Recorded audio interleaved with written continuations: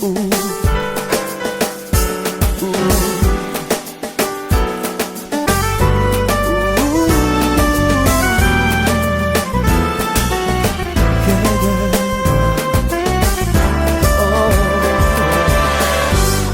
parlerai de ta bonté, ta fidélité.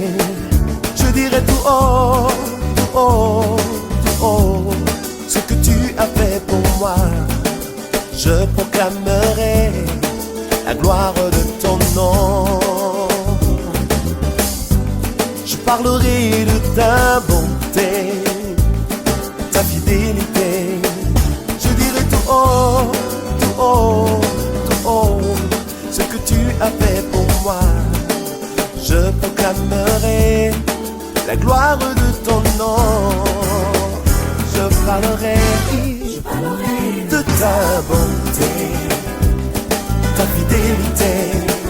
Je dirai tout haut, tout haut, tout haut, ce que tu as fait pour moi. Je proclamerai la gloire de ton nom. Je parlerai de ta bonté, de ta fidélité. Je dirai tout haut, tout haut, tout haut, ce que tu as fait pour moi. Je proclamerai la gloire de Amen. Gloire au Seigneur. Amen. La joie du Seigneur remplit nos cœurs. Alléluia. Et nous bénissons son nom pour ces beaux moments qu'il nous accorde dans sa grâce. Nous savons que le Seigneur est là, au milieu de nous. Quels que soient les jours, quels que soient les temps, quelle que soit la météo, quel que soit l'environnement dans lequel nous pouvons nous retrouver, eh bien, nous devons toujours avoir dans notre esprit cette présence réalisée que le Seigneur est avec nous. Amen. Amen. Amen. Gloire soit rendue à notre Dieu. Ce matin, je vais vous saluer tous dans les beaux noms de Jésus-Christ. Vous tous qui êtes là au milieu de nous, quels que soient les lieux, quel que soit là où vous vous retrouvez, eh bien, nous sommes dans la présence du Seigneur. J'ai particulièrement une pensée ce matin pour les familles endeuillées, les familles éprouvées. Je prie le Seigneur qu'il console les cœurs. Bien. Les cœurs qui sont touchés, les cœurs qui sont endeuillés, parce que nous savons que ce n'est pas une mince affaire que de perdre quelqu'un de très cher. Il est compliqué de perdre quelqu'un qu'on aime, quelqu'un qui est très cher. Et nos prières, c'est aussi ce matin pour les familles qui sont touchées par cette épidémie. Nous voulons leur adresser nos salutations affectueuses et surtout leur dire que nos prières les accompagnent en ce temps difficile. Nous croyons à la prière, nous croyons à un Dieu qui aime la prière, nous croyons à un Dieu qui entend la prière, et voilà pourquoi nous voulons bénir le nom du Seigneur. J'aimerais sans plus tarder vous inviter, chers frères et sœurs, à ouvrir la parole du Seigneur, et j'aimerais que ce matin nous puissions suivre Jésus dans ses pas, immerger dans les pas de Jésus. Nous allons partager quelques pensées de la parole du Seigneur. Et j'aimerais aussi revenir avec nous aussi cette réalité nous sommes là parce que nous venons de terminer notre première semaine après déconfinement. Après le confinement, c'est la première semaine de déconfinement. Et si on parle de déconfinement, effectivement, c'est parce qu'il y a eu confinement. Et quand on parle de confinement, c'est limitation. C'est quand on parle de confinement, bien aimé, c'est être enfermé. Quand on parle de confinement, c'est-à-dire que nous sommes empêchés de circuler librement. Notre liberté est touchée. Notre liberté n'est plus la même. Et quand on parle de confinement, c'est-à-dire qu'on parle de la restriction de quelque chose, de la restriction des mouvements. Et nous sommes ce matin reconnaissants au Seigneur parce que nous sommes libres. Libérés par cette décision des autorités qui ont décidé à ce que les portes s'ouvrent, que les gens puissent aller encore dehors. J'ai suivi il y a quelques jours de cela, en Suisse, il y a un mouvement qui est né, et ce mouvement se plaint, et ce mouvement a décidé de porter plainte contre le gouvernement en disant, voilà, la liberté de circulation est un droit fondamental inscrit dans notre constitution. mais comment est-ce que les autorités peuvent nous priver de sortir? Ils se plaignent parce qu'ils ont compris, ils ont réalisé que la liberté, c'était quelque chose d'essentiel dans la vie de quelqu'un. La liberté, c'est quelque chose de particulier dans la vie de quelqu'un. Quand on n'a plus la liberté, quand on ne peut plus s'exprimer, quand on ne peut plus circuler, eh bien, ça devient compliqué. Et ils ont décidé, ils ont dit non, nous allons déposer plainte contre le gouvernement. Ça se passe en Suisse. Je ne sais pas comment ça se passe dans d'autres pays, mais en tout cas, nos amis suisses, il y a un mouvement qui est né là-bas, qui a dit non, nous ne pouvons pas accepter cela. Le fait d'être confiné, eh bien, nous avons compris que notre liberté nous est supprimée. Alors, quand on a pris sa liberté, eh bien, c'est compliqué. Est-ce que le peuple de Dieu est là? Amen, amen. Mais quand on lit la parole de Dieu, quand on lit la parole du Seigneur, nous allons voir qu'il y a beaucoup de gens avant nous qui ont vécu ce que nous venons de vivre. Il y a beaucoup de personnes qui sont sorties du confinement. Qui sont sortis du confinement parce qu'ils étaient confinés, ils étaient enfermés, ils étaient bloqués, mais ils sont sortis du confinement. Ils ont retrouvé la liberté, ils sont devenus libres. Alléluia. Amen. Ils ont retrouvé la liberté, ils sont devenus libres. Ils ne sont plus enfermés, ils ne sont plus bloqués, ils deviennent libres. Ce matin, je veux dire à quelqu'un que nous avons quelqu'un qui apporte la liberté. Amen. Nous avons quelqu'un qui sait comment déconfiner quelqu'un. Le confinement, ce n'est pas seulement physique comme nous venons de le vivre. Eh bien, il y a beaucoup de gens qui sont confinés d'une manière spirituelle, d'une manière qui dépasse le physique. Il y a beaucoup de gens qui ont vécu dans les confinements, dans les temps anciens. Dans la Bible, nous voyons beaucoup d'expériences où des hommes et des femmes étaient confinés. C'est-à-dire qu'ils n'avaient plus la liberté. Ils étaient plus libres. Mais il y a eu quelqu'un qui est venu et c'est un jour dans leur vie, eh bien, ils ont pu de nouveau jouir de leur liberté. Amen. Ils ont pu de nouveau vivre sereinement. Ils ont pu de nouveau, bien aimé, s'exprimer librement parce qu'il y a quelqu'un qui est arrivé. Celui-là s'appelle Jésus-Christ de Nazareth. Amen. Lui vient donner la liberté. Lui vient déconfiner. Lui vient libérer. Lui vient donner, bien aimé, un autre sens, la joie de vivre que les gens ont perdu. J'ai vu dans les confinements comment les gens étaient devenus tous nerveux. Vous avez vu, je suivais l'autre fois l'actualité, on disait que pendant ce temps de confinement, eh bien, il y a eu plus de cas de violence conjugale. C'est-à-dire que dans les maisons, dans les familles, dans les couples, il y a eu autant de points de plainte, autant de situations conflictuelles, parce que ça n'a pas été facile. Parce que les gens étaient tellement énervés. Quand on a pris sa liberté, bien aimé, je disais que ce n'est pas facile. Quand on a pris sa liberté, bien aimé, on perd la joie de vivre. Quand on a pris la liberté, bien aimé, on devient très énervé. Parce qu'on a perdu le sens de la vie. Bien aimé, je disais que les déconfinements ou les confinements, frères et sœurs, ce n'est pas facile. Ce n'est pas facile. Dans la parole de Dieu, nous allons voir. J'ai choisi de partager avec nous quelques personnages qui ont vécu cette expérimentation du confinement. Mais la meilleure des choses, c'est qu'ils ont vécu les déconfinements. Alléluia. Amen. Nous parlons du confinement spirituel. Nous venons de sortir d'un confinement physique. Mais nous parlons ce matin des confinements spirituels, celles que le Seigneur est capable d'apporter, celles que le Seigneur Jésus est capable d'amener, parce que les gens ont perdu cela. Les confinements, bien aimés, peut être la souffrance que tu es en train de vivre. Les confinements peut être la maladie que tu es en train de porter depuis des années. Tu n'as pas d'espoir, tu as été voir les médecins. Et les médecins ont dit, eh bien, écoute, cette maladie, il n'y a pas de guérison. Les confinements, pour toi, ça peut être cette situation conflictuelle que tu entretiens depuis des années avec ta famille. Impossible de pouvoir s'entendre. Les confinements, peut être la situation particulière que tu connais qui fait que ta vie n'est plus libre. Je pense à ces jeunes gens que j'ai eu à côtoyer dans mon emploi avant, dans ma profession. Ces jeunes gens que nous avions l'occasion d'entourer dans le cadre de notre travail, dont nous nous occupions, qui étaient là, bien aimés, enfermés, confinés dans la drogue. Il y avait d'autres confinés, des jeunes gens, des jeunes femmes confinés dans la drogue, d'autres confinés dans l'alcool, d'autres confinés dans les comprimés. Ils ne pouvaient pas vivre librement sans pouvoir avaler ces comprimés. Ils ne pouvaient pas vivre librement sans pouvoir, bien aimés, se droguer parce qu'ils étaient liés. Et confinement, c'est aussi ce lien familial qui peut avoir un poids sur ta vie, qui fait que tu n'as pas la liberté, qui fait que tu ne peux pas vivre librement, qui fait que chaque jour tu penses à cela, tu te dis, les jours qui avancent, écoutez, dans notre famille, jamais personne ne dépasse tel âge. Et moi, j'ai tel âge, je crains qu'en arrivant à tel âge, je risque de mourir. C'est aussi un confinement de dire, écoutez, nous, dans notre famille, cette maladie-là, on la porte, elle est héréditaire. Oui, c'est un confinement.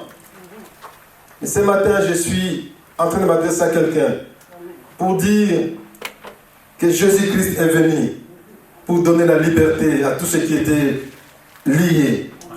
Il a reçu la mission de venir délivrer. Il a reçu la mission de venir apporter une vie nouvelle. Il a reçu la mission de venir déconfiner ceux qui étaient confinés. Ce matin, si tu es là, si tu m'entends, sache que Jésus est là ce matin. Amen. Sache que Jésus est venu pour toi. Sache que Jésus t'apporte, et je t'apporte une très bonne nouvelle. Cette bonne nouvelle, c'est la bonne nouvelle de Jésus-Christ. Cette bonne nouvelle, c'est la nouvelle de la délivrance, la bonne nouvelle du salut, la bonne nouvelle de la guérison, la bonne nouvelle de la délivrance. Car Jésus-Christ guérit, restaure et libère encore aujourd'hui. Et il n'a pas changé. Voilà, bien aimé, les types des confinements que nous pouvons connaître. Et tu es mieux placé pour savoir quel est le type de confinement qui est dans ta situation. Tu es mieux placé pour savoir quel est le confinement que tu vis depuis des années. Ça ne change pas, c'est toujours pareil. Tu ne peux pas bouger, tu ne peux pas faire quelque chose d'autre parce que tu es confiné, parce que tu es au bout, tu n'en sais plus, tu ne peux plus bouger. Quand on est confiné, vous avez vu la semaine dernière, lorsque nous étions confinés, on n'avait pas le droit de sortir de chez soi. Eh bien, j'ai vu des images des gens qui ont été arrêtés devant leur immeuble. Ils sortaient de leur immeuble et la police était là pour faire respecter la loi. Messieurs et madame, vous allez où? Et le temps de s'expliquer, montrez-nous l'attestation. Eh bien, il n'y avait pas l'attestation sur place. Le temps de chercher l'attestation, eh bien, ces jeunes gens, ces couples, ce couple a été embarqué par la police, et tout simplement parce qu'ils n'avaient pas le droit de sortir. Quand on est confiné, quand on est dans les confinements, bien aimé, spirituels comme celui-là, quand on est confiné, bien, on n'est pas libre. On ne peut pas bouger, on ne peut pas faire une marche, on ne peut pas faire autrement. On dit, écoutez, c'est comme ça et c'est comme ça. On n'est pas libre de faire quoi que ce soit. On est obligé, on est comme dans un système, on est comme dans un carton, on est comme dans une boîte, on ne peut pas bouger. On est comme dans une bouteille, on ne peut pas bouger. Oui, vous êtes dans une bouteille qui ne peut pas bouger, c'est comme cela. Combien de fois l'avons-nous pas entendu? Oui, dans notre famille, c'est comme cela que nous sommes. Chez nous, malheureusement, on ne se marie pas. Chaque fois, il y a des tensions. Dès que tu trouves un fiancé ou tu trouves une fiancée, eh bien, quelques temps après, avant de se marier, il y a quelque chose qui arrive. Ça s'éclate. Combien n'avons-nous pas entendu? Mais oui, dans notre famille, quelle que soit la situation, quelle que soit l'école où je peux aller, eh bien, nous, on ne réussit pas. On n'a pas été appelé pour les écoles. On n'a pas été appelé pour les grandes écoles. Eh bien, nous nous arrêtons juste là, à l'école primaire. Nous, dans notre famille, combien de fois nous n'avons pas entendu dire, mais oui, dans notre foyer, dans notre famille, nous, c'est comme cela, c'est une règle dans notre famille. Nous ne pouvons pas nous épanouir. Quel que soit ce que nous pouvons faire, nous ne pouvons rien faire. C'est des confinements. Combien des hommes, combien de femmes sont encore confinés? Combien de familles, combien des amis, combien de gens bien-aimés sont encore confinés? J'ai dit à quelqu'un ce matin, je t'apporte la bonne nouvelle. Amen. Jésus vient. Il a reçu mandat. Dieu lui a donné le mandat de venir délivrer. Dieu lui a donné le mandat de venir déconfiner, de venir sortir quelqu'un ce matin de son confinement. Il est venu ce matin, bien aimé, te délivrer, te sortir de ce confinement où tu es depuis des années. Que tu saches que ce matin, il est là. Il frappe à la porte, il vient te signaler, c'est fini, libre. Vous pouvez circuler maintenant, c'est annoncé, vous pouvez marcher librement. Vous pouvez aller faire vos courses librement. Vous pouvez aller là où vous voulez librement parce que c'est fini. Le confinement est fini. Beaucoup de gens, frères et sœurs, lorsque nous lisons la parole du Seigneur, nous verrons beaucoup de récits où des hommes et des femmes ont expérimenté cela. Des hommes et des femmes qui ont crié au secours de Dieu. Des hommes et des femmes qui ont compris qu'ils ne pouvaient rien faire d'autre que crier au ciel. Oui, il y a des moments où les hommes qui sont autour de vous ne peuvent rien faire pour vous. Nous étions ici pendant le confinement. Personne ne pouvait rien faire pour l'autre. Vous êtes dans le même quartier, mais interdit de vous rencontrer. Impossible de sortir.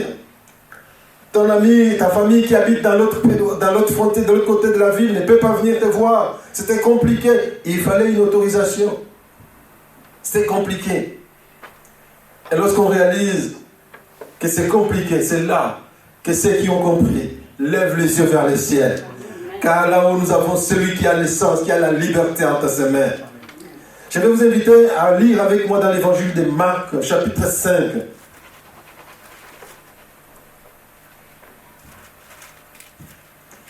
Marc chapitre 5, au premier verset, nous lisons ceci. Évangile de Marc, au chapitre 5. Ils arrivèrent à l'autre bord de la mer, dans le pays des Gadaréniens. Aussitôt que Jésus fut hors de la barque, il vint au-devant de lui un homme sortant des sépulcres et possédé d'un esprit impur. Cet homme avait sa demeure dans le sépulcre et personne ne pouvait plus le lier, même avec une chaîne, car souvent il avait eu le fer au pied et avait été lié des chaînes, mais il avait rompu les chaînes brisées. Les fers, personne n'avait la force de les dompter. Il était sans cesse, nuit et jour dans les sépulcres, et sur les montagnes, criant et se maîtrisant avec des pierres. Ayant vu Jésus de loin, il a couru, se prosternant devant lui, et s'écria d'une voix forte, « Qu'y a-t-il entre moi et toi, Jésus, fils du Dieu très haut? Je t'en conjure au nom de Dieu, ne me tourmente pas. » Car Jésus lui disait, « Sors de cet homme impie. » Et lui demanda, « Quel est ton nom? » « Légion est mon nom, lui répondit-il, car nous sommes plusieurs. Et il priait instamment de ne pas les envoyer hors du pays. Il y avait là vers la montagne un grand troupeau de pourceaux qui paissaient, et les démons les prièrent, disant, envoie-nous dans ces pourceaux, afin que nous entrions en eux. Il leur permit, et les esprits impies sortirent, entrèrent dans les pourceaux, et les troupeaux se précipitèrent des pentes escapées dans la mer. Il y en avait environ 2000. Et ils se noyèrent dans la mer. Ce qui les faisait paître, s'enfuir et répandre la nouvelle dans la ville et dans les campagnes. Les gens allèrent voir ce qui était arrivé. Ils vinrent auprès de Jésus et ils virent les démoniaques. Celui qui avait eu la légion, assis, vêtu et dans son bon sens. Et ils furent saisis de frayeur. Ceux qui avaient vu ce qui s'était passé les racontèrent ce qui était arrivé aux démoniaques et aux pourceaux. Alors ils se mirent à supplier Jésus de quitter leur territoire. Comme il montait dans la barque, celui qui avait été démoniaque lui demanda la permission de rester avec lui. Jésus ne lui permit pas, mais lui dit, va dans ta maison vers les tiens et raconte-leur tout ce que le Seigneur t'a fait et comment il a eu pitié de toi. Il s'en alla et s'est mis à publier dans la Décapole tout ce que Jésus avait fait pour lui. Et tous firent dans l'étonnement. Amen. Amen. Amen, amen. Oui, nous voyons ici combien cet homme était confiné depuis plusieurs années. Cet homme est lié par Satan depuis des années. Il est vivant, mais il est mort. Est-ce que quelqu'un me comprend? Il est vivant, mais il est mort. Il y a des gens qui sont vivants, mais morts. Vous voyez quelqu'un marcher, il est en train de marcher, mais il est mort. C'est un mort vivant. Il y a des gens sur cette terre qui sont vivants, mais ils sont morts. Parce qu'ils n'ont plus leur autorité, parce qu'ils ne sont plus libres. Ils ne sont plus libres de leur mouvement. C'est le cas de cet homme. La Bible nous dit qu'il était mort, parce qu'il était vivant mais mort. Pourquoi? Mais parce que sa place était au cimetière. La Bible nous dit tout le monde ne pouvait pas les dompter, tellement que la force qui était sur lui, animée par les esprits méchants, eh bien, les gens ne pouvaient pas les dompter, et ils ont décidé de les mettre, de dire non, toi tu dois être hors de la ville, hors de la cité. Il était disqualifié de la cité. Il était mis en quarantaine. Je ne sais pas si on peut dire mis en quarantaine, mais c'était plus que 40 jours. Parce qu'il était carrément mis hors de la cité, hors de la ville, hors de la famille, hors de la société. Sa place était au cimetière. Il est sur les tombeaux. Je pense que les gens qui allaient enterrer leurs morts dans ces cimetières connaissaient cet homme, parce que chaque fois que les gens allaient au cimetière, ils les voyaient allongés sur les tombes. Mort vivant. Mort vivant. C'est-à-dire que vous voyez la personne, il marche, il vit, mais il n'est pas vivant. Parce qu'il n'est plus capable, il n'a plus ses capacités, il n'a plus ses facultés, il ne peut plus rien faire. Confiné. La famille, les villages, tout le monde avait décidé qu'il faut qu'il soit mis à part, il faut qu'il soit mis à côté, parce que c'est un danger pour les autres. Parce qu'ils ont constaté que lorsque ces forces maléfiques agissaient en lui, eh bien il s'est blessé, il pouvait blesser aussi les autres. Eh bien ils l'ont enchaîné. Et chaque fois qu'il l'enchaînait, eh bien les forces du ténèbre faisaient qu'à un moment donné, il brisait ses chaînes. Il brisait ses chaînes, oui, on peut briser les chaînes physiquement, mais si spirituellement ce n'est pas libéré, tu n'es pas libre. Amen. Amen.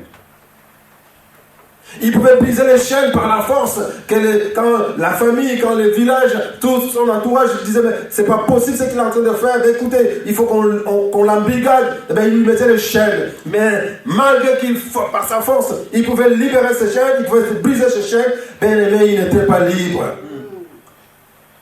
Parce qu'il s'agissait ici d'un confinement spirituel. Ce n'est pas un confinement physique. Les gens de sa société, les gens de sa famille ne savaient pas que c'était un confinement spirituel, ce n'était pas physique seulement. Et ils ont décidé, ils ont dit, désormais, on va l'amener, on va le mettre au cimetière. Il était déjà condamné à mort. Il était déjà condamné à mort, alors que vivant, il était déjà enterré par tout le monde. Condamné, confiné à mort. Il a fallu que Jésus arrive. Amen. Il a fallu que Jésus vienne ce jour-là. Les serviteurs de Satan avaient dominé cet homme. Les serviteurs de Satan avaient endormi cet homme. Les serviteurs de Satan, qui sont les démons bien-aimés, avaient enchaîné cet homme, l'avaient neutralisé complètement.